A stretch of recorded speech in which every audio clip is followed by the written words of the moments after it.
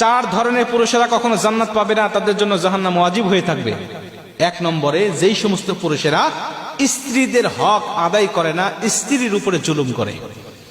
ওই স্ত্রী যদি তাকে ক্ষমা না করে, আল্লাহ পাক বলেন আমি আল্লাহ তাকে ক্ষমা করি না, কিয়ামতের মাঠে আমি আল্লাহ পাক তাকে জান্নাত দিব না, তাকে ঠেকিয়ে রাখবো।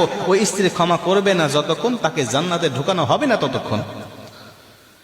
বুকে হাত দিয়ে বলেন তো দেখি, কয়জন স্বামী বলতে পারবেন যে আমার স্ত্রী আমাকে ক্ষমা করবে, আমি তার উপরে জুলুম করি নাই, আমি জালিম নয়, আমি তার উপরে তার হকগুলো সঠিকভাবে আমি আদায় করি। আজকে 22টা বছর, 18টা বছর, 20টা বছর একটা মেয়ে বাবার সংসারে থাকে, যে বাবা এতটা প্রিয় তার ছিল। প্রত্যেকটা বাবার কাছে এক একটা মেয়ে মানে হলো রাজকন্যা। মেয়ে হোক কালো, কিন্তু একটা বাবার কাছে মেয়ে হলো রাজকন্যা। কথা বলেন ঠিক কিনা? এই রাজকন্যার মতো মেয়েকে লালিত পালিত করে 18টা বছর লালন পালন করে একটা পরে ছেলের হাতে তুলে দিয়েছে। মেয়েটাও মা বাবাকে পর করে অন্য একটা